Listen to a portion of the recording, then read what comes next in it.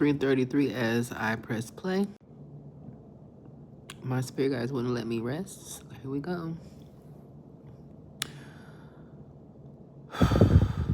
So, around 9/11,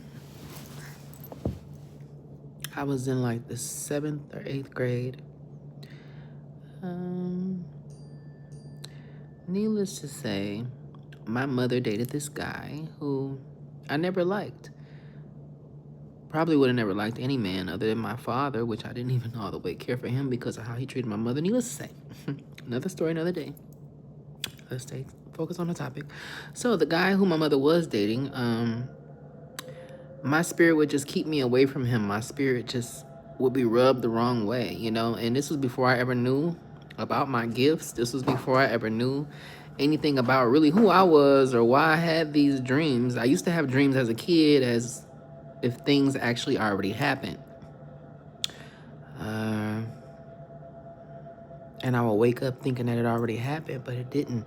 And that's when my mother knew that I had the gift. Needless to say, the guy who I didn't like, he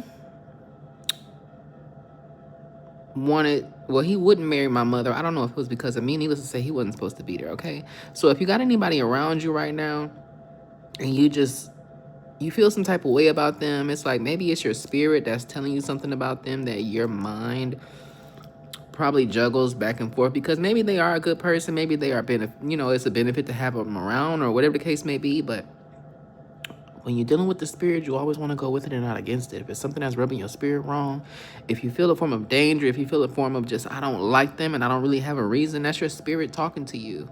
It's not necessarily that you envy or hate or that you're jealous of anything. It's just sometimes that's simply your spirit talking to you, telling you something that you don't see. Needless to say, that guy, fast forward, let's say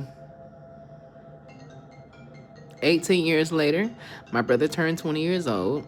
I had a dream, and the dream was so severe, I woke up thinking that I was there. Needless to say, excuse me for the interruption. You're going to consistently be distracted. You probably got a notification from the situation. Now is 3:36. So the guy, his niece's boyfriend killed my brother. Fast forward 18 years later.